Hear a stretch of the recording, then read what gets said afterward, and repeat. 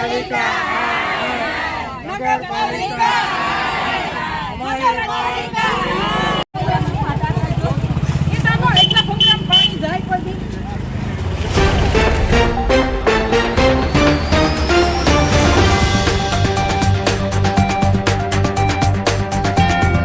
કેતરલાલ ચુડાસમા રણછોડનગર માં રહું। રણછોડનગર 1, 2, 3 ગોપાલનગર તેમજ દીપાલી અને જોલી પાર્કની અંદર દર ચોમાસાની અંદર પાછળથી પાણી દબાણના હિસાબે પાણી આવતા બધાના મકાનોની અંદર પાણી ગળી જાય, હજમમાં પાણી ગળી જાય, હજમ 2-2 મહિના સંડાસ પાણી બંધ બધાના રહે જ।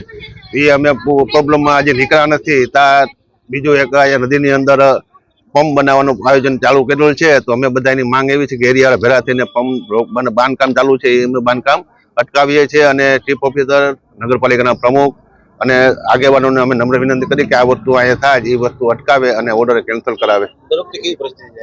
અમારી દર વર્ષે પાણીની પરિસ્થિતિ એવી છે કે ભાઈ ચોમાસામાં દર વર્ષે થોડોક વરસાદ થાય એટલે રોડ ઉપર પાણી બધાને આવી જાય, નદીમાં પાણી જતું નથી ને ઘરની અંદર બધાને પાણી આવી જાય ને ઘણાને ખબર જ છે ને ઘણા માણસો ગરીબ માણસો હેરાન થાય। આખો દર વર્ષે અમારે હેરાન થાય જ।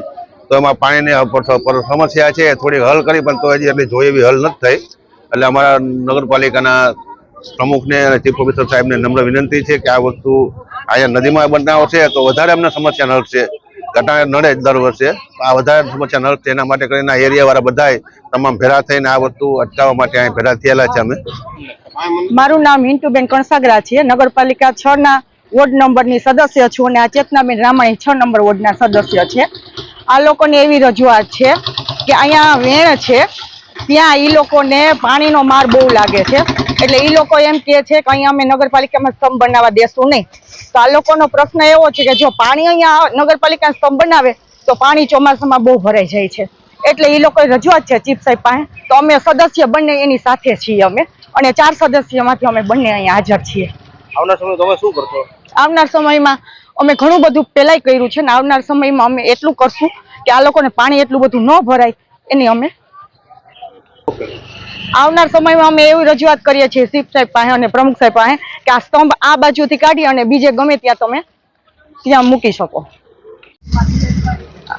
આજ રોજ વોર્ડ નંબર 6 માં જે પમ્પિંગ સ્ટેશન બને છે તેના સ્થાનિકો દ્વારા પાણી ભરાવાનો પ્રશ્નનો અમને જાણકારી થતા સ્થળ ઉપર આવી અને યોગ્ય નિકાલ થાય એવી એન્જિનિયરને સૂચના આપેલી છે।